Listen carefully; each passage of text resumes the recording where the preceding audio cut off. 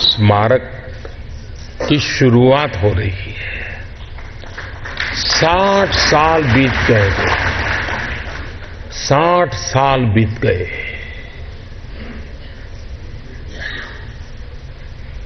मैं नहीं जानता हूं कि इतिहास की घटना को कौन किस रूप में जवाब देगा,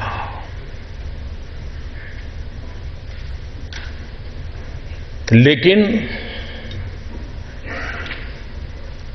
हमें 60 साल इंतजार करना पड़ा। हो सकता है ये मेरे ही भाग्य में लिखा गया होगा।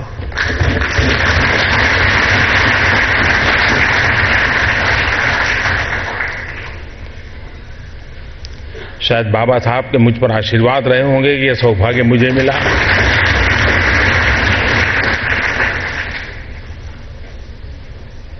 मैं सबसे पहले भारत के पूर्व प्रधानमंत्री अटल बिहारी वाजपेयी जी का हृदय से अभिनंदन करना चाहता हूं, क्योंकि वाजपेयी जी की सरकार ने यह निर्णय न किया होता, क्योंकि ये संपत्ति तो प्राइवेट चली गई थी और जिस सदन में बाबा साहब रहते तो वो तो पूरी तरह ध्वस्त करके नई इमारत वहां बना दी गई थी। लेकिन उसके बावजूद भी वाजपेयी जी जब सरकार में थे, प्रधानमंत्री थे, उन्होंने इसको एक्वायर किया। लेकिन बाद में उनकी सरकार रही नहीं। बाकी जो आए उनके दिल में अंबेडकर नहीं रहे।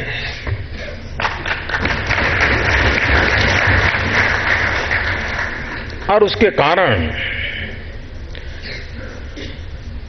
मकान एक्वायर करने के बाद भी कोई काम नहीं हो पाया।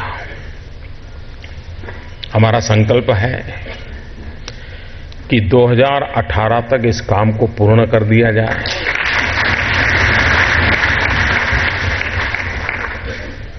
और अभी से मैं विभाग को भी बता देता हूं, मंत्रियों को भी बता देता हूं, 2018-14 अप्रैल को मैं इसका उद्घाटन करने आऊंगा।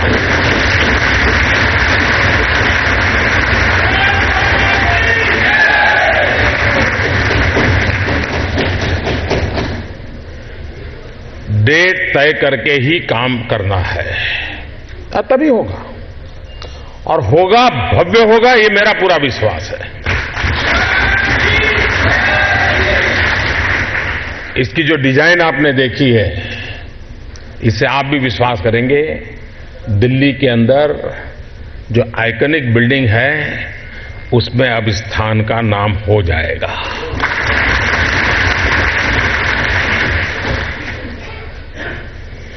दुनिया के लिए वो आइकॉनिक बिल्डिंग होगा, हमारे लिए वो प्रेरणा स्थली है, हमें अविरत प्रेरणा देने वाली स्थली है। और इसलिए आने वाली पीढ़ियों में जिसको मानवता की दृष्टि से, मानवता के प्रति कमिटमेंट के लिए कार्य करने की प्रेरणा पानी होगी, तो इससे बढ़कर के प्रेरणा स्थली क्या हो सकती है।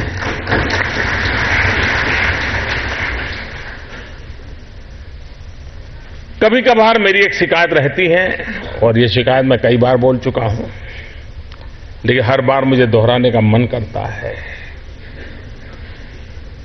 कभी हम लोग बाबा साहब को बहुत अन्याय कर देते हैं जी। उनको दलितों का मसीहा बना करके तो घोर अन्याय करते हैं।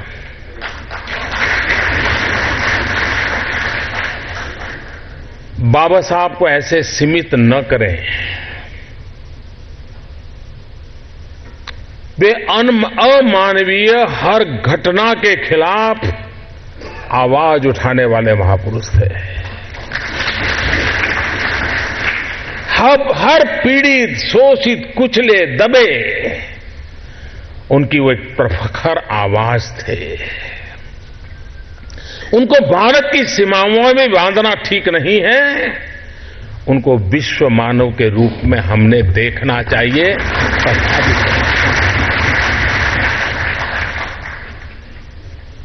दुनिया जिस रूप से मार्टिन लूथर किंग को देखती है, हम बाबा साहब आंबेडकर को उससे जरा भी कम नहीं देख सकते।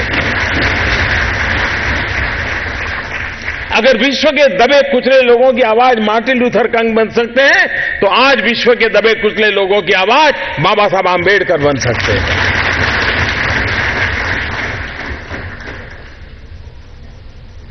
और इसलिए मानवता में जिस जिसका विश्वास है, उन सब के लिए ये बहुत आवश्यक है कि बाबा साहब मानवीय मूल्यों के रखवाले थे। और हमें संविधान में जो कुछ मिला है, वो जाति विशेष के कारण नहीं मिला है, अन्याय की परंपराओं को नष्ट करने का एक उत्तम प्रयास के रूप में हुआ है।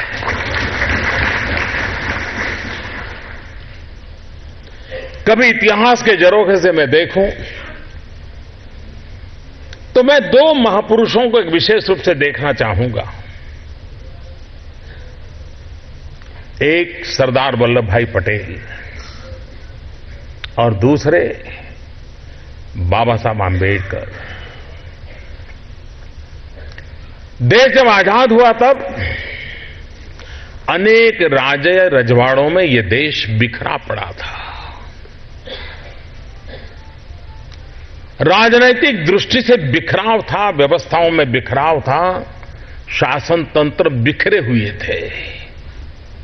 और अंग्रेजों का इरादा में था कि ये देश बिखर जाए। हर राजे रजवाड़े अपना सर ऊंचा कर करके ये देश को जो हालत में छोड़े छोड़े, लेकिन सरदार वल्लभ भाई पटेल थे जिन्होंने राष्ट्र की एकता के लिए सभी राजे रजवाड़ों को अपनी कूटनीति के द्वारा, अपने कौशल्य के द्वारा, अपने पॉलिटिकल विल के द्वारा और बहुत ही कम समय में इस काम को उन्होंने करके दिखाया। और आज से तो हिमाचल कश्मीर से कन्याकुमारी एक भव्य भारत माता का निर्माण सरदार वल्लभ भाई पटेल के माध्यम से हम देख पा रहे हैं। तो एक तरफ राजनीतिक बिखराव था तो दूसरी तरफ सामाजिक बिखराव था। हमारे यहां ऊंच नीच का भाव, जातिवाद का जहर, दलित, पीड़ित, शोषित, वंचित, आदिवासी,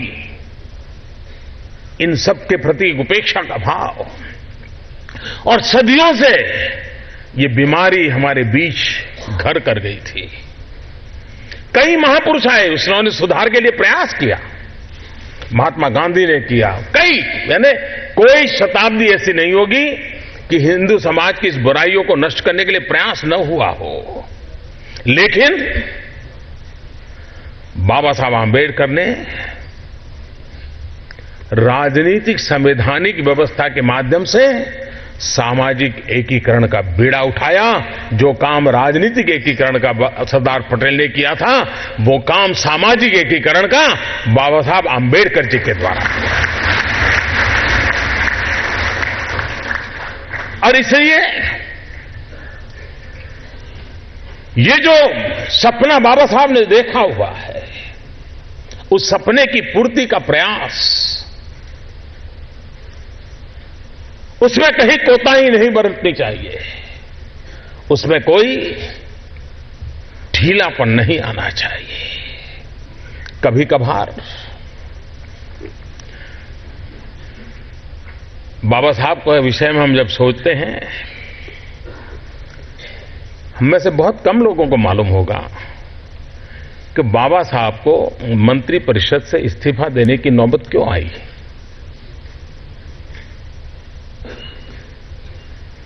या तो हमारे देश में इतिहास को दबोच दिया जाता है, या तो हमारे देश में इतिहास को डाइल्यूट किया जाता है या डाइवर्ट कर दिया जाता है। अपने अपने तरीके से होता है। हिंदू कोड बिल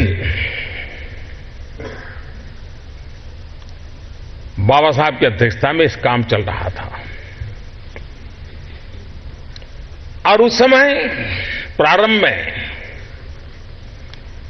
शासन के सभी मुखिया वगैरह सब इस बात में साथ दे रहे थे। लेकिन जब हिंदू कोड बिल पार्लियामेंट में आने की नौबत आई और महिलाओं को उसमें अधिकार देने का विषय जो था, संपत्ति में अधिकार, परिवार में अधिकार, महिलाओं को इक्वल राइट देने की व्यवस्था थी उसमें, क्योंकि बाबा साहब आंबेडकर किसी को भी वंचित, पीड़ित, शोषित देख ही नहीं सकते थे। और यह सिर्फ दलितों के लिए नहीं था, टाटा बिरला परिवार की महिलाओं के लिए भी था और दलित बेटी के लिए भी था। यह बाबा साहब का विजन देखिए। लेकिन उस समय की सरकार इस प्रोग्रेसिव बातों के सामने जब आवाज उठी तो टिक नहीं पाई। सरकार दब गई कि भारत में ऐसा कैसे हो सकता है कि महिलाओं को संपत्ति का अधिकार देंगे, वो तो बहू बनकर के कहीं चली जाती हैं, तो फिर पता नहीं क्या हो जाएगा, समाज में कैसा बिखराव, ये सारे डर पैदा हुए। 50 प्रकार के लोगों ने अपना भय व्यक्त किया। ऐसे समय बाबा साहब को लगा कि अगर भारत की नारी को हक नहीं मिलता है तो फिर उस सरकार का बाबा साहब हिस्सा भी नहीं बन सकते, और उन्होंने सरकार छोड़ दी थी। और जो बातें बाबा साहब ने सोची थी वो बाद में समय बदलता गया, लोगों की सोच में भी थोड़ा सुधार आता गया। धीरे धीरे कभी एक चीज सरकार ने मान ली, कभी दो मान ली, कभी एक आई, एक कभी दो आई। धीरे धीरे करके बाबा साहब ने जितना सोचा था वो सारा बाद में सरकार को स्वीकार करना पड़ा। लेकिन बहुत साल लग गए, बहुत सरकारें आके चली गई। कहने का मेरा तात्पर्य यह है कि अगर मैं दलितों के अंदर बाबा साहब को सीमित कर दूंगा तो इस देश की 50% जनसंख्या माताओं बहनों को बाबा साहब ने इतना बड़ा हक दिया, उनका क्या होगा। और इसलिए यह आवश्यक है कि हम बाबा साहब को उनकी पूर्णता के रूप में समझे, स्वीकार करें।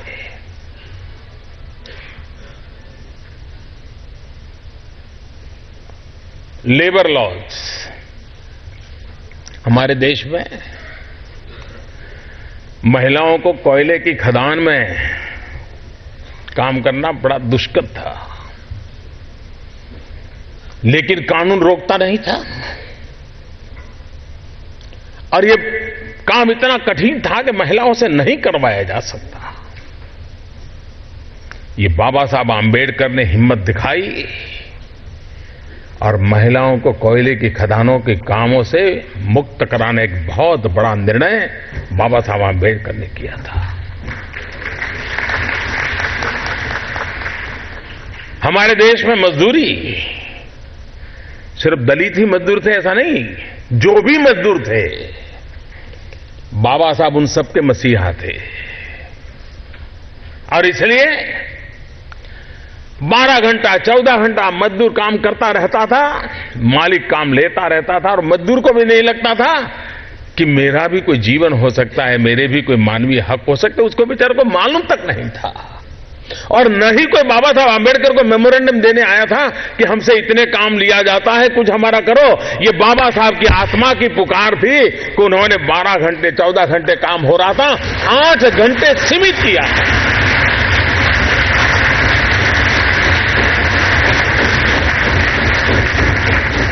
आज भी हिंदुस्तान में जो लेबर लॉज है उसकी अगर मुख्य कोई फाउंडेशन है तो फाउंडेशन के रचयिता बाबा साहब आंबेडकर थे।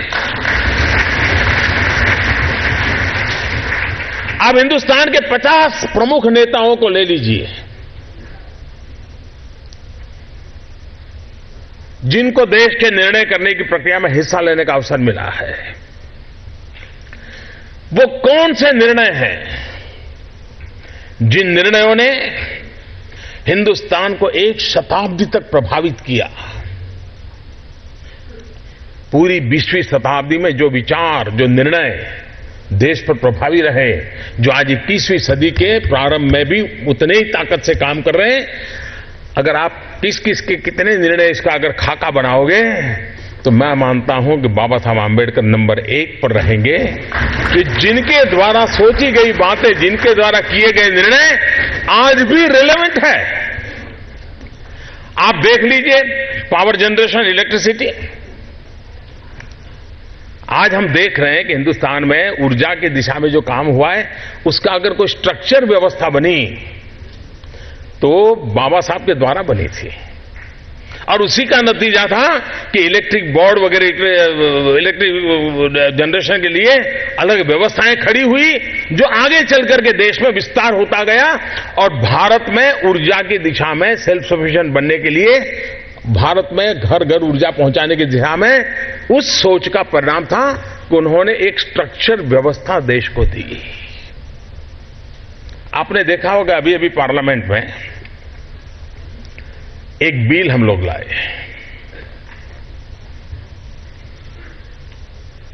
जब हम ये बिल लाए लोगों को लगा होगा वाह मोदी सरकार ने क्या कमाल कर दिया। बिल क्या लाए हैं? हम भारत के पानी की शक्ति को समझ करके वाटरवेज पर महात्म्य देना, वाटरवेज के द्वारा हमारे यातायात को बढ़ाना, हमारे गुड्स ट्रांसपोर्टेशन को बढ़ाना, उस दिशा में एक बड़ा महत्वपूर्ण निर्णय अभी इस पार्लियामेंट में किया है। लेकिन कोई कृपा करके मत सोचिए कि मोदी की सोच है। किया हमने जरूर है, सौभाग्य मिला है, लेकिन ये मूल विचार बाबा साहब आंबेडकर का है। बाबा साहब आंबेडकर थे जिन्होंने उस समय भारत की मैरीटाइम शक्ति और भारत के वाटरवे की ताकत को समझा था और उसकी एक स्ट्रक्चर व्यवस्था की थी और उसको वो आगे बढ़ाना चाहते थे। अगर लंबे समय सरकार में उनको सेवा करने का मौका मिलता तो जो निर्णय मैंने अभी किया पार्लियामेंट में, वो आज से 60 साल पहले हो गया होता। यानी बाबा साहब का न होने का इस देश को कितना घाटा हुआ है ये हमें पता चलता है। और बाबा साहब का कोई भक्त सरकार में आता है तो 60 साल के बाद भी काम कैसे होता है ये नजर आता है।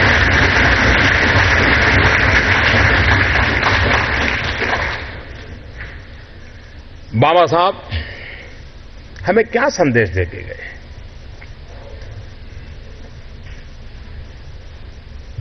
और मैं मानता हूं जो बीमारी का सही उपचार अगर किसी ने ढूंढा है तो बाबा साहब ने ढूंढा। बीमारियों का पता बहुतों को होता है, बीमारी से मुक्ति के लिए छोटे मोटे प्रयास करने वाले भी कुछ लोग होते हैं, लेकिन एक स्थायी समाधान अगर किसी ने दिया तो बाबा साहब ने दिया। वो क्या? उन्होंने समाज को एक ही बात कही, भाई शिक्षित बनो, शिक्षित बनो। ये सारी समस्याओं का समाधान शिक्षा में है और एक बार अगर आप शिक्षित होंगे तो दुनिया के सामने आप आंख से आंख मिला करके बात कर पाओगे। कोई आपको नीचा नहीं देख सकता, कोई आपको अछूत नहीं रख सकता। ये जो इनर पावर देने का प्रयास है, ये इनर पावर था। उन्होंने बाह्य ताकतें नहीं दी थी, आपकी आंतरिक ऊर्जा को जगाने के लिए उन्होंने रास्ता दिखाया था। दूसरा मंत्र दिया, संगठित बनो। और तीसरा बात बताया, मानवता के पक्ष में संघर्ष करो, अमानवीय चीजों के खिलाफ आवाज उठाओ। ये तीन मंत्र आज भी हमें प्रेरणा देते रहे हैं, हमें शक्ति देते रहे हैं। और इसलिए हम जब बाबा साहब आंबेडकर की बात करते हैं तब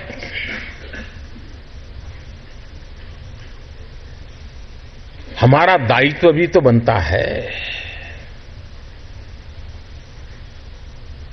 और दायित्व बनता है बाबा साहब के रास्ते पर चलने का। और उसकी शुरुआत आखिरी मंत्र से नहीं होती है, पहले मंत्र से होती है। वरना कुछ लोगों को आखिरी वाला ज्यादा पसंद आता है, संघर्ष करो। पहले वाला मंत्र है शिक्षित बनो, दूसरे वाला मंत्र है संगठित बनो। आखिर में जरूरत ही नहीं पड़ेगी, वो नौबत ही नहीं आएगी, क्योंकि अपने आप में इतनी बड़ी ताकत होगी कि दुनिया को स्वीकार करना होगा। और बाबा साहब ने जो कहा वो जी करके दिखाया था, वरना वे भी शिक्षा छोड़ सकते थे। तकलीफें उनको भी आई थी, मुसीबतें उनको भी आई थी, अपमान उनको भी झेलने पड़े थे। और मुझे खुशी हुई, अभी हमारे बिहार के गवर्नर एक डेलीगेशन लेकर के बड़ौदा गए थे, और बड़ौदा जाकर के सयाजीराव परिवार को उन्होंने सम्मानित किया। इस बात के लिए सम्मानित किया कि ये सयाजीराव गायकवाड़ थे जिसको सबसे पहले इस हीरे की पहचान हुई थी, और इस हीरे को मुकुटमणि में जड़ने का काम अगर किसी ने सबसे पहले किया था तो सयाजीराव गायकवाड़ ने किया था। और तभी तो भारत को सयाजीराव गायकवाड़ की भेंट है कि हमें बाबा साहब आंबेडकर मिले। और इसलिए धन्यवाद प्रस्ताव करने के लिए सयाजीराव गायकवाड़ के परिवार के पास जाकर के काफी समाज के लोग गए थे और उनका सम्मान किया परिवार का। वरना उस समय एक प्यून भी बाबा साहब को हाथ से पानी देने को तैयार नहीं था, वो नीचे रखता था, फिर बाबा साहब उठाते थे। ऐसे माहौल में गायकवाड़ जी ने बाबा साहब आंबेडकर को गले लगा लिया था। ये हमारे देश की विशेषता है, इन विशेषताओं को भी हमें पहचानना होगा, और उन विशेषताओं के आधार पर हमने आगे के हमारी जीवन विकास की यात्रा को आगे बढ़ाना होगा। कभी कभार हमारे देश में बाबा साहब आंबेडकर ने जिस भावना से जिन कामों को किया वो पूर्णतया पवित्र राष्ट्र निष्ठा थी, समाज निष्ठा थी। राजनिष्ठा की प्रेरणा से बाबा साहब आंबेडकर ने कभी कोई काम नहीं किया। राष्ट्र निष्ठा और समाज निष्ठा से किया। और इसलिए हमने भी हमारी हर सोच, हमारे हर निर्णय को इस तराजू से तोलने का बाबा साहब आंबेडकर ने हमें रास्ता दिखाया है कि राष्ट्र निष्ठा की तराजू से तोला जाए, समाज निष्ठा की तराजू से तोला जाए, और तब जाकर के वो हमारा निर्णय, हमारी दिशा सही सिद्ध होगी। कुछ लोगों ने एक बात, कुछ लोगों का हमसे हम लोग वो हैं जिनको कुछ लोग बिल्कुल पसंद ही नहीं करते, हमें देखना तक नहीं चाहते। उनको बुखार आ जाता है और बुखार में आदमी कुछ भी बोल देता है। बुखार में वो मन का आपा भी खो देता है, और इसलिए असत्य, झूठ, अनाप शनाप ऐसी बातों को प्रचारित किया जाता है। मैं आज जब जिन लोगों ने 60 साल तक कोई काम नहीं किया, उस 26 अलीपुर के गौरव के लिए आज यहां खड़ा हूं, तब मुझे बोलने का हक भी बनता है।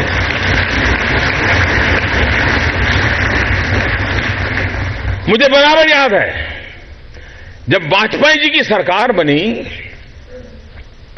तो चारों तरफ एक हो हल्ला मचा था। अब ये भाजपा वाले आ गए हैं, अब आपका आरक्षण जाएगा। जो लोग पुराने हैं उनको याद होगा, वाजपेयी जी की सरकार के समय ऐसा तूफान चलाया, गांव गांव घर घर ऐसा माहौल बना दिया जैसे बस चलाया जाएगा। वाजपेयी जी की सरकार रही, 2 टर्म रही, लेकिन खरोच तक नहीं आने दी थी, फिर भी झूठ चलाया गया।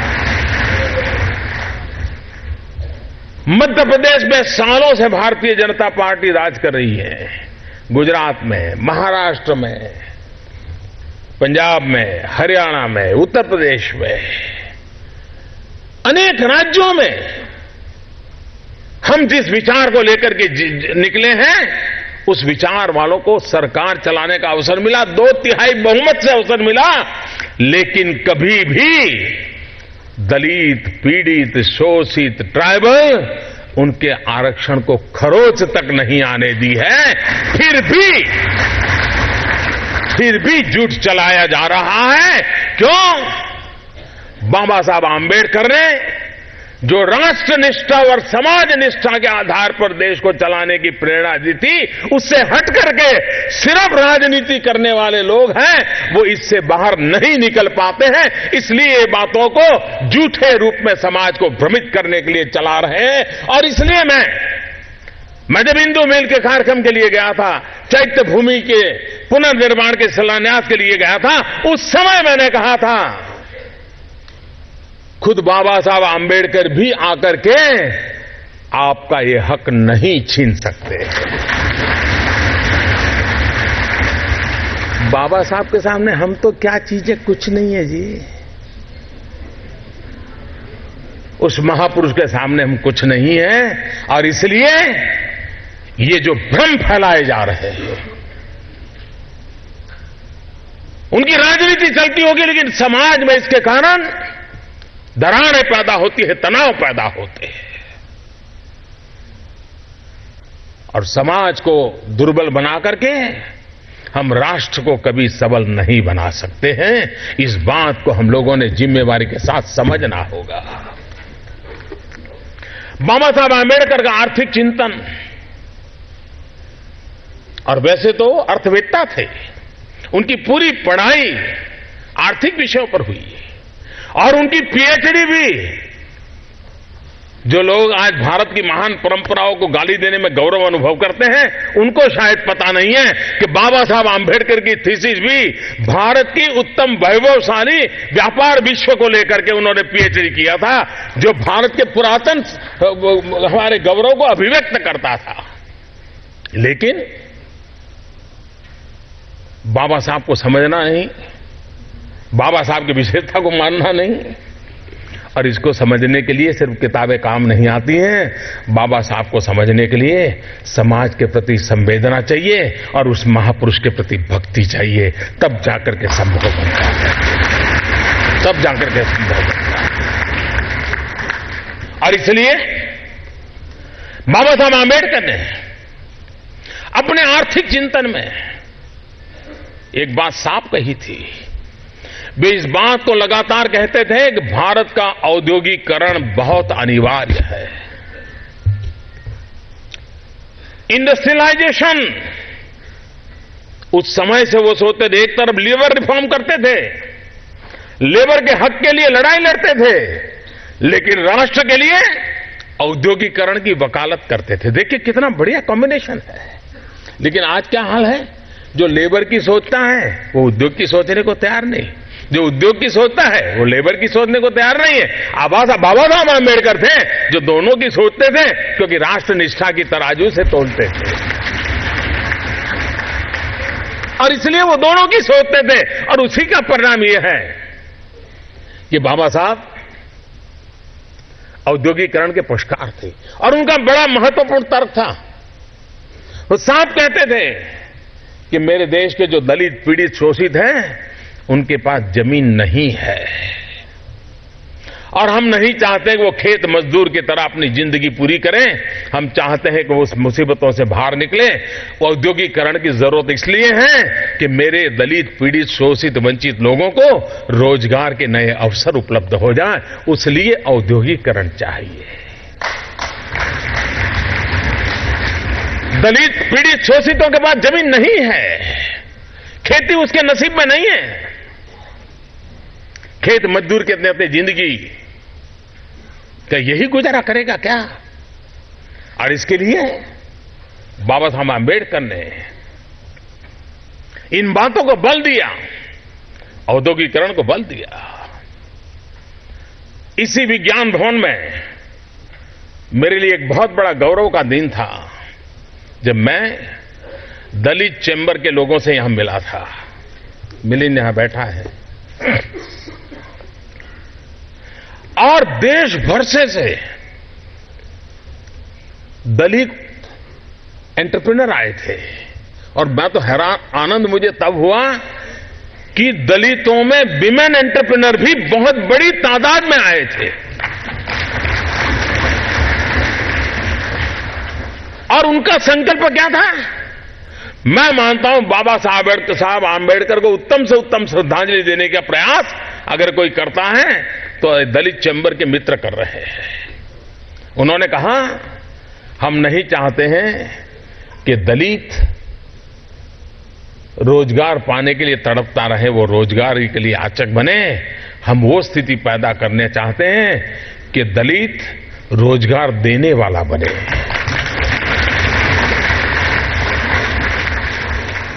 और उन्होंने हमारे सामने कुछ मांगे रखी थी और आज मैं गर्व के साथ कहता हूं, उस मीटिंग को 4 महीने अभी तो पूरे नहीं हुए हैं। इस बजट में वो सारी मांगे मान ली गई हैं, सारी बातें लागू कर दी। ये आपने अखबार में नहीं पढ़ा होगा, अच्छी चीजें बहुत कम आती है।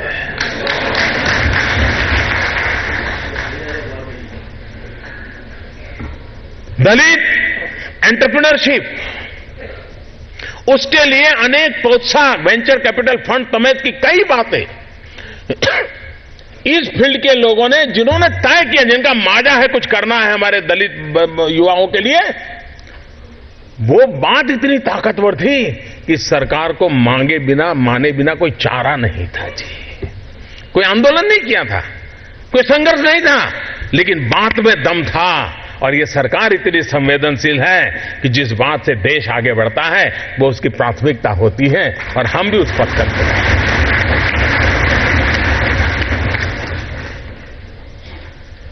मेरा कहने का तात्पर्य यह है भाइयों कि हमें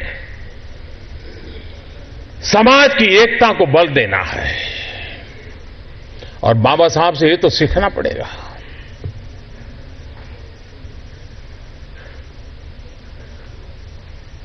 आप कल्पना कर सकते हो कि एक महापुरुष जिसको इतना जुल्म सहना पड़ा हो, जिसका बचपन अन्याय, उपेक्षा और उत्पीड़न से बीता हो, जिसने अपनी मां को अपना में अपमानित होते देखा हो, मुझे बताइए ऐसे व्यक्ति को मौका मिल जाए तो हिसाब चुकता करेगा कि नहीं करेगा?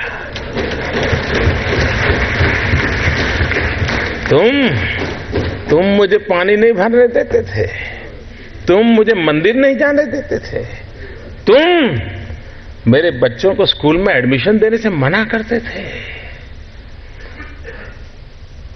मनुष्य का जो लेवल है ना, वहां ये बहुत स्वाभाविक है, लेकिन जो मानव से कुछ ऊपर है वो बाबा साहब आंबेडकर थे कि जब उनके हाथ में कलम थी, कोई भी निर्णय करने की ताकत थी। लेकिन आप पूरा संविधान देख लीजिए, पूरी संविधान सभा की डिबेट देख लीजिए, बाबा साहब आंबेडकर की बातों में, वाणी में, शब्द में कहीं कटुता नजर नहीं आती है, कहीं बदले का भाव नजर नहीं आता है। उनका भाव यही रहा। और वो भाव क्या था? मैं अपने शब्दों में कह सकता हूं कि कभी कभार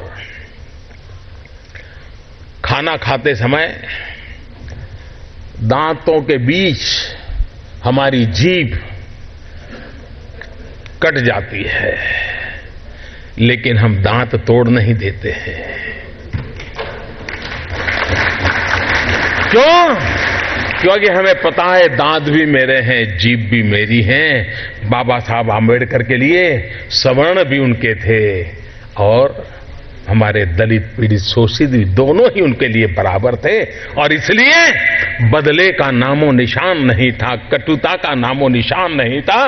बदले के भाव को जन्म देने का और समाज को साथ लेके चलने की प्रेरणा देने वाला प्रयास बाबा साहब आम्बेडकर की हर बात में झलकता है। और ये देश 125 करोड़ का देश बाबा साहब आम्बेडकर का हमेशा हमेशा ऋणी रहेगा, जिसने देश की एकता के लिए अपने जुल्मों को दबा दिया, गाड़ दिया, भविष्य भारत का देखा और बदले की भावना के बिना समाज को एक करने की दिशा में प्रयास किया है। क्या हम सब, हमारे राजनीतिक कारण कुछ भी होंगे, पराजय को झेलना बड़ा मुश्किल होता है, लेकिन उसके बावजूद भी जय और पराजय से भी समाज का जय बहुत बड़ा होता है, राष्ट्र का जय बहुत बड़ा बता होता है। और इसलिए उसके लिए समर्पित होना ये हम सबका दायित्व बनता है। इस दायित्व को लेकर के बाबा साहब आम्बेडकर ने जो उत्तम भूमिका निभाई है,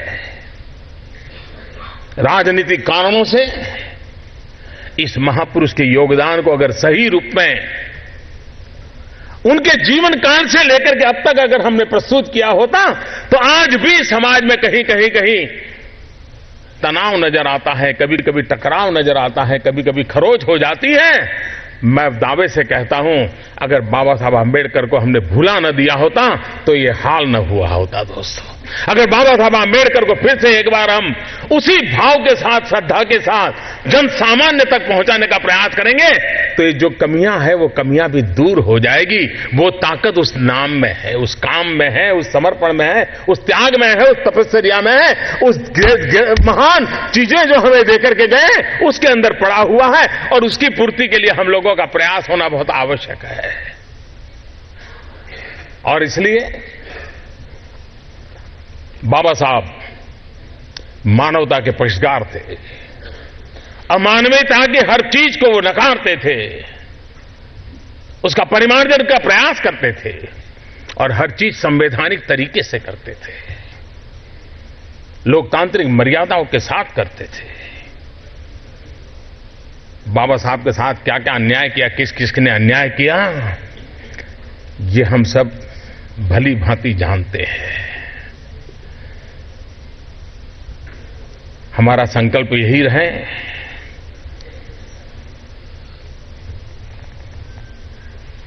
दलित हो, पीड़ित हो, शोषित हो, वंचित हो, गरीब हो, आदिवासी हो, गांव में रहने वाला हो, झुग्गी झोपड़ी में जीने वाला हो, शिक्षण के अभाव में तरसने वाला हो, इन सब के लिए अगर कुछ काम करना है तो बाबा साहब आम्बेडकर हमारे लिए सदा सर्वदा एक प्रेरणा है और वही प्रेरणा हमें काम करने के लिए ताकत देती है।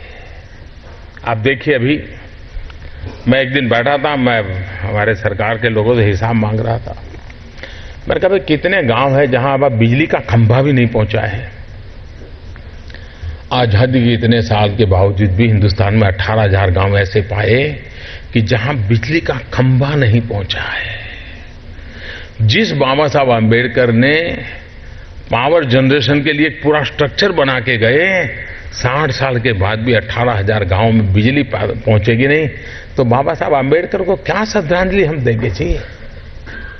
हमने बेड़ा उठाया है। मैंने लाल किले से बोल दिया, जैसे आज बोल दिया ना 14 अप्रैल को मैं उद्घाटन करूंगा 2018, लाल किले से मैंने बोल दिया 1000 दिन में मुझे 18,000 गांवों में बिजली पहुंचानी है। और आप अपने मोबाइल फोन पर देख सकते हैं आज किस गांव में बिजली पहुंची। आजादी के 60 साल के बाद अब तक करीब करीब 6,000 से अधिक गांवों में बिजली पहुंच चुकी है। 18,000 मुझे 1000 दिन में पूरे करने हैं। मैं देख रहा हूं शायद 1000 दिन से भी कम समय में पूरा कर दूंगा। आप कल्पना कर सकते हैं, आप एक साइकिल अपने पास हो और सोच रहे हो कि भाई 2018 में स्कूटर लाना है, तो आप सोचते हैं किस कलर का स्कूटर लाएंगे, किस कंपनी का स्कूटर लाएंगे। अनेकों बार दुकान होगी तो देखते होंगे, ब्रोचर लेते होंगे, स्कूटर लाना है। साइकिल से स्कूटर जाए तो भी एक, और जिस दिन आएगा स्कूटर 10 रुपये की माला ला करके पहनाएंगे, नारियल फोड़ेंगे, मिठाई बांटेंगे। क्यों? साइकिल से स्कूटर पे आए कितना आनंद होता है। 60 साल के बाद जिस गांव में बिजली आई होगी कितना आनंद होगा, आप कल्पना कर सकते हैं। मैं उन 18,000 गांवों को कहता हूं कि 60 साल के बाद आपके घर में भी बिजली आती है तो मोदी का अभिनंदन मत करना, बाबा साहब आंबेडकर का करना, क्योंकि ये स्ट्रक्चर वो बना के गए थे लेकिन बीच वालों ने काम को पूरा नहीं किया। बाबा साहब आंबेडकर की इच्छा को मैं पूरा करने का सौभाग्य मानता हूं।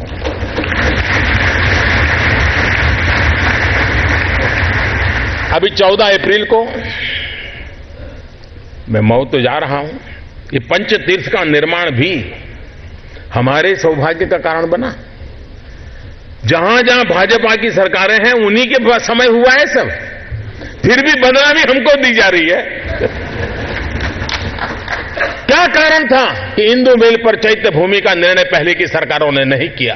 क्या कारण था 26 अलीपुर का फैसला आज करने की नौबत आई? क्या कारण है कि लंदन का मकान आज हम लेकर के आए और राष्ट्र के लिए प्रेरणा दी? कोई भी मेरा दलित जाएगा अब लंदन, उस मकान को जरूर देखने जाएगा, पढ़ने के लिए जाएगा या घूमने के लिए जाएगा, जरूर देखने जाएगा, मुझे विश्वास है। ये पंचतीर्थी की यात्रा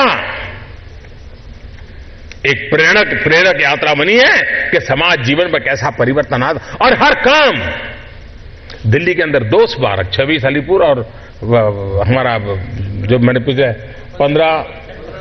15 जनपद, जिसका मैंने शायद 1 साल हो गया और कंस्ट्रक्शन उसका तेजी से चल रहा है, उसका लोकार्पण तो बहुत जल्द होने की नौबत आ जाएगी। तो ये सारे काम भारतीय जनता पार्टी के लोगों को सरकार में आने का सौभाग्य मिला तब हुए हैं।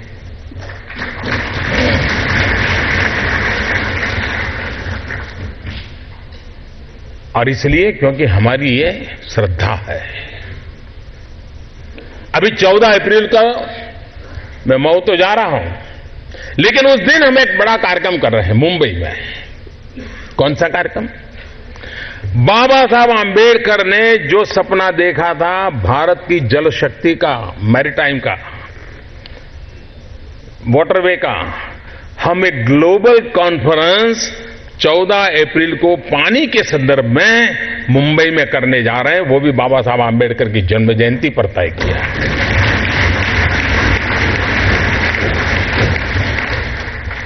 मैं मऊ में एक कार्यक्रम लॉन्च करने वाला हूं हमारे देश के किसानों को, क्योंकि बाबा साहब आंबेडकर के आर्थिक चिंतन बड़ा ताकतवर चिंतन है जी, और आज भी रिलेवेंट है। बाबा साहब आंबेडकर के किसानों की चिंता की है अपने चिंतन में।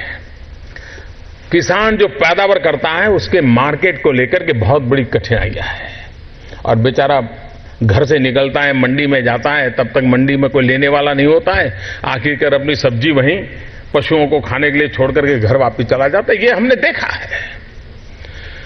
14 अप्रैल को हम एक ई मार्केट, ई प्लेटफॉर्म तैयार कर रहे हैं, जो हमारा किसान अपने मोबाइल फोन पर तय कर पाएगा कि किस मंडी में क्या दाम है और कहां माल बेचने से ज्यादा पैसा मिल सकता है, वो मेरा किसान तय कर सकता है।